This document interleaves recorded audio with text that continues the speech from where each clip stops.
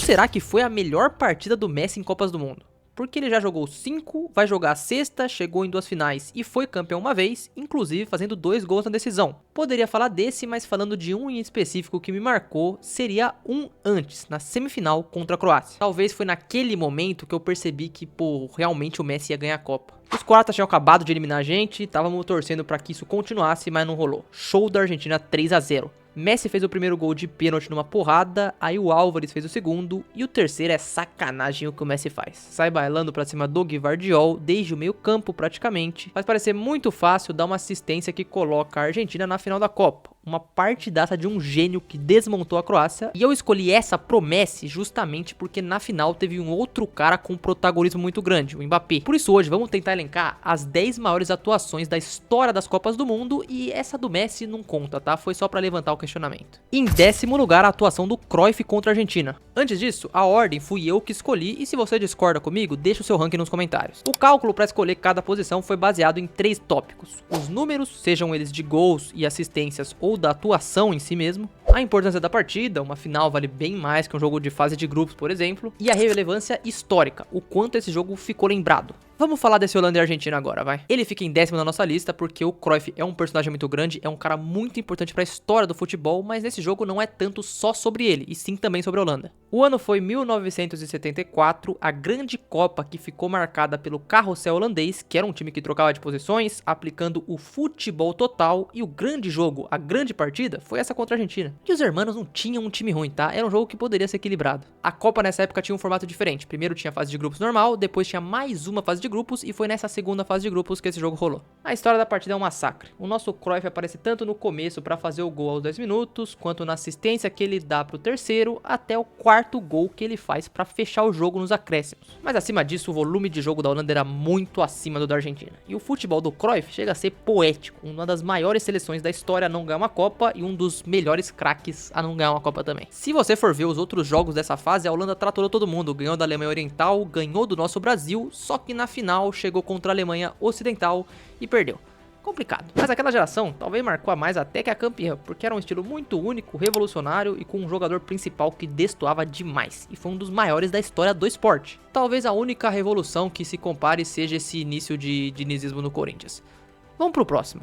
Em 9º lugar, quem entra é logo Cristiano Ronaldo contra a Espanha. O Cristiano não fez grandes jogos em Copas, mas esse foi sem dúvidas o maior. Foi fase de grupos, estreia de uma Copa do Mundo que ele nem foi tão longe, mas por ser ele e pelo adversário que foi muito emblemático. Vale lembrar, quem que poderia duvidar de Cristiano Ronaldo em 2018? Ninguém. Nada, tudo parecia que ele podia fazer, tanto que foi nesse ano o gol de bike dele na Champions e tinha acabado de ser tricampeão europeu com o Real Madrid. Era sem dúvidas o jogador mais desequilibrante do mundo, apesar de não ter ganho a bola de ouro, né, os caras entregaram pro Modric. Portugal não era nem perto o time forte que é hoje, mas a Espanha também não fez uma grande Copa, tanto que caiu pra Rússia, então era até equilibrado. Porém equilibrado justamente por causa do Cristiano, naquele momento ele estava saindo do Real Madrid pra Juventus e a seleção dependia 100% dele. O grupo dos portugueses da Copa tinham, lógico, a Espanha, Marrocos e Irã. A estreia era logo contra os espanhóis, um jogo muito importante pensando em classificação. Como eu falei, Portugal tinha o Cristiano e com 3 minutos seu companheiro de time derruba ele e ele faz o 1-0 para os portugueses. A Espanha depois teve mais a bola, empata num belíssimo gol do Diego Costa, tava melhor, criando mais, só que aos 43, finalização do Cristiano e um perosaço do De Gea. 2-1 para Portugal, mas o que o De Gea fez aqui? Meu Deus do céu. De qualquer forma, a Espanha teria mais a bola, tanto que viraram. Rolou mais um gol do Diego Costa, rolou um golaço do Nacho Fernandes e 3-2 faltando poucos minutos, só o Cristiano para decidir. Inclusive, nesse jogo, eu lembro exatamente onde eu tava, porque eu tava fazendo um teste para entrar num time lá, perseguindo o meu sonho, né, que não deu certo, e eu não vi esse jogo completo por causa disso, mas nos minutos finais eu já tinha voltado, e aí eu vi numa televisãozinha esse gol do Cristiano Ronaldo que eu nunca vou esquecer. Aos 86 minutos, falta para Portugal, e você pode argumentar que,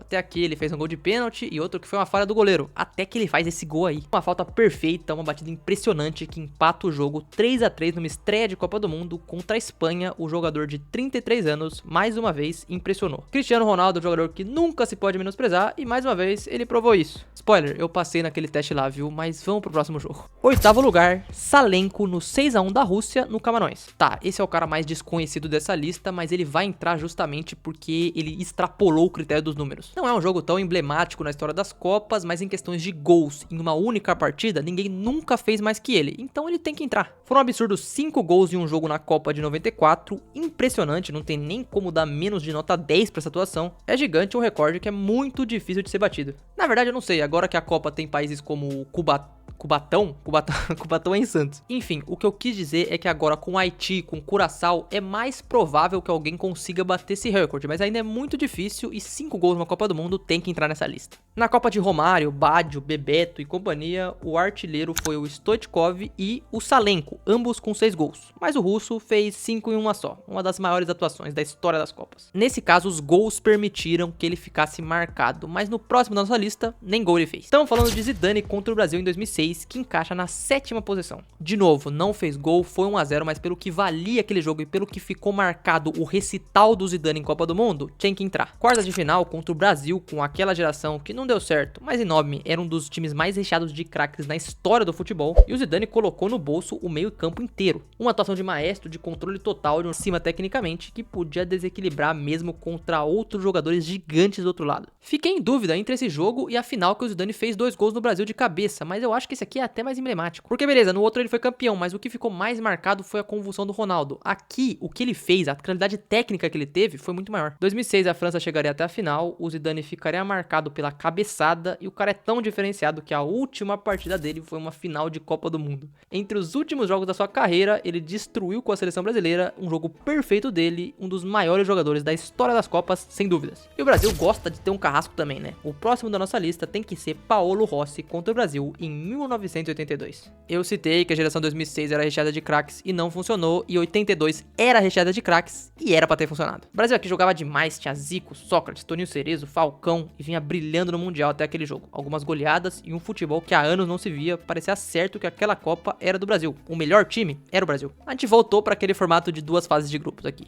Os italianos na primeira passaram empatando todos os jogos e o futebol italiano vinha de uma crise. Não tão grande como a de hoje, mas a crise era mais referente à parte interna, porque rolou o grande escândalo do Totonero, que aconteceu alguns anos antes, encontrando uma grande máfia na manipulação de resultados que puniu clubes e um tal atacante chamado Paolo Rossi, que ficaria 2 anos sem jogar, voltando basicamente para a Copa do Mundo. Dava para considerar o time deles como fraco, o goleiro Dinosoff dos caras tinha 40 anos, era bom, mas já estava um pouco mais velho, e o Brasil só precisava empatar, então tudo dizia que a gente conseguia. O Paolo Rossi que eu citei, até aquele momento não tinha feito nenhum gol na Copa do Mundo, e ele guardou tudo pro Brasil. A Itália abre o placar com ele, 1-0, mas minutos depois o Brasil já martelava e empataria o jogo, com Sócrates 1-1.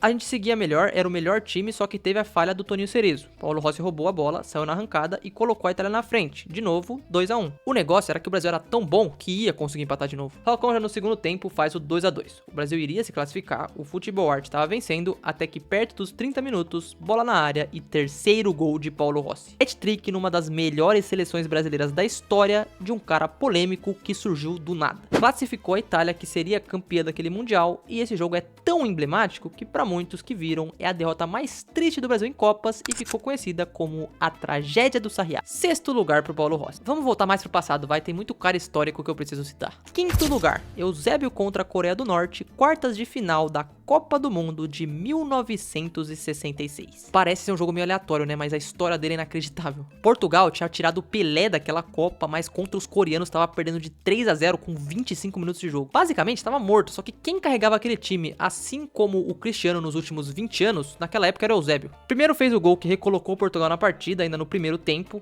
depois fez o segundo de pênalti. Portugal começou a acreditar e na segunda etapa Eusébio não só vira o jogo, como também faz mais um.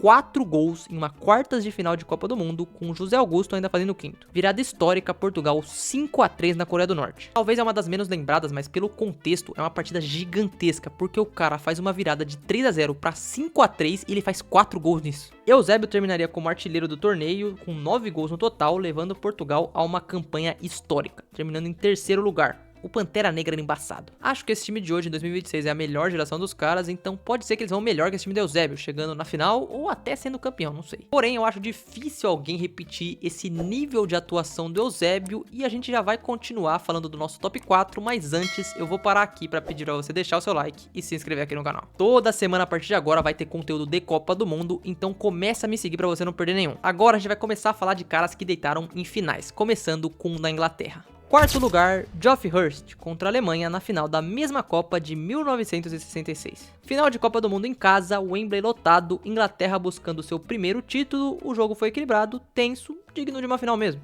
Vira aquele clima de nervosismo total e aí começa o show de Hurst. Ele já tinha feito um gol no tempo normal e na prorrogação ele marca aquele que talvez seja o gol mais polêmico de todos os tempos. A bola bate no travessão, quica na linha, mas o juiz deu gol. E ali a Inglaterra ficou muito perto do título. Só que não parou por aí, ele faria mais um, fechando um hat-trick num jogo desse tamanho, nesse contexto, que até 2022 tinha sido o único cara a fazer um hat-trick em uma final de Copa do Mundo, não tem como ignorar. Talvez não seja mais bonita tecnicamente, mas é muito histórica. Então ele tem que estar na nossa lista. Mas não vai entrar no meu top 3, porque o meu top 3 vai começar com o Pelé. Com 17 anos, final de Copa do Mundo, 2 gols. Hoje é meio improvável disso acontecer de novo, porque 17 anos é muito difícil de o cara estar na seleção e numa Copa do Mundo ainda por cima. Talvez que a gente tenha mais próximo em 2026 seja o Endrick, mas ele já tem 19, e o Brasil chegar na final é muito improvável. O contexto da época também era totalmente diferente, o Brasil não tinha Copa do Mundo, e apesar da Suécia hoje não ser um adversário tão respeitado, na época não tinha isso e o jogo era na casa dos caras. No jogo em si, a Suécia abre o placar, mas o Brasil vira com, no segundo tempo, Pelé recebendo na área, dando um chapéu e finalizando antes da bola cair. Esse gol parece que os caras fizeram em estúdio, porque eu lembro dele praticamente desde que eu nasci, é um gol perfeito. Pra completar o jogo, que terminaria 5-2, quem fez o gol do título, o último gol daquele dia, foi justamente o Pelé. 17 anos, campeão da primeira Copa do Mundo, do maior campeão e a primeira de um cara que conquistaria 3. Esse dia apresentou o Pelé pro mundo, 2 gols de final de Copa, a relevância histórica é gigantesca e não tem como. É uma das maiores atuações individuais até os dias de hoje. Você pode jogar melhor que isso alguém que fez 3 gols. E foi o Mbappé que fez isso na final da última Copa. Que detalhe, ele perdeu. A gente já teve um hat-trick em uma final de Copa aqui no vídeo, mas esse eu acho mais emblemático porque foi um jogo melhor, não teve tanta polêmica assim, e o Mbappé viveu o sonho de toda criança, porque quando você pensava em ser jogador quanto pequeno, provavelmente você pensava em fazer 3 gols numa final de Copa do Mundo, e ele fez isso. Ainda mais por tudo que carregava o Mbappé, vários jogadores machucados na França para aquela Copa, tudo que ele tinha jogado até aquele momento, e do outro lado tinha o Messi que merecia muito. A Argentina abre o 2-0 no primeiro tempo, no intervalo tem o famoso discurso dele mostrando o líder que ele era mesmo tão jovem, e assim, esse jogo é histórico, é um baita de um jogo, mas a loucura que torna ele histórico começa a partir desse pênalti. A França tem o pênalti já aos 80, o Mbappé vai lá e marca no Dibu 1-0 e 1 minuto depois, bola levantada e um gol inacreditável do Kylian. 2-2 na final da Copa do Mundo, levando para prorrogação e criando um dos cenários mais incríveis para o cara se tornar ainda maior. Depois disso, ele praticamente transcendeu a matéria física, não existia nenhum ser humano no mundo naquele momento mais foda que o Mbappé, tanto que a defesa da Argentina não conseguia parar ele. O Messi até faz o terceiro, mas ele tem outro pênalti, vai lá e empata de novo. A final da Copa era dele, o nome era o dele. O mais impressionante pra mim é que ele ainda bate o pênalti na disputa de pênalti, faz o gol e os 3 pênaltis que ele bateu foram do mesmo lado contra o Dibu Martínez. O próprio Dibu já devia saber que ele ia bater lá, só que ele foi e mesmo assim não conseguiu. Acabou não ganhando a Copa, mesmo fazendo 3 gols na final, o que é extremamente bizarro, mas mesmo assim nem ter 30 anos, o nome dele já tá cravado na história das Copas do Mundo. Vai ser o maior artilheiro das Copas logo logo, sem dúvidas isso vai acontecer e pode já ser nessa Copa até, já tem um título e antes de parar tem grande chance dele ganhar outro, o que torna ele ainda mais forte. Se for pensar no critério de números, de contexto, de importância, esse jogo é com certeza o melhor, mas a gente ainda tem um, não tem nem palavras pra dizer. A maior atuação da história das Copas fica com Diego Maradona contra a Inglaterra na Copa de 1986. Fez 2 gols, que são 2 gols dos mais lembrados da história da Copa e até do futebol como um todo, mas esse confronto não era só dentro de campo, o que torna ele ainda maior. 4 anos antes, os dois países tinham vivido a Guerra das Malvinas. Para os argentinos, vencer a Inglaterra numa Copa do Mundo tinha um significado que ia muito além da classificação para a semifinal, e o Maradona meio que prometeu vingar o seu país, e ele fez. Primeiro tempo travado, fechado, difícil, a Inglaterra marcava forte, a Argentina tentava esconder os espaços, e o jogo parecia daqueles em que um detalhe decidiria tudo. No segundo tempo, Maradona decidiu transformar esse detalhe numa eternidade. Primeiro, veio o lance mais polêmico da história das Copas. Maradona entra na área, disputa com a bola com o goleiro Peter Shilton e manda pro gol com a mão. O juiz não vê, o gol é validado e nasce a famosa mão de Deus. É revoltante esse gol existir, mas poucos minutos depois ele entraria pra história num gol que não tem nem o que falar. De novo. O gol eleito é o gol mais bonito do século. Maradona recebe a bola ainda no campo de defesa e começa a carregar. Passa por um, passa por outro, escapa da marcação, acelera, invade a área, dribla o goleiro e toca pro gol. Tudo fica ainda maior porque ele vence aquela Copa. toda a história desde o gol roubado até o gol do século faz com que essa seja a maior atuação da história das Copas, sem dúvidas. Não só das Copas, talvez do futebol como um todo, por tudo que envolvia. Pode passar séculos e esse jogo não será esquecido, assim como muito provavelmente nenhum dos outros 10 jogos da nossa lista. E para 2026, será que alguém vai ter uma atuação nível 10 desse nível? Final, semis, quartas? Isso é o que vamos ver.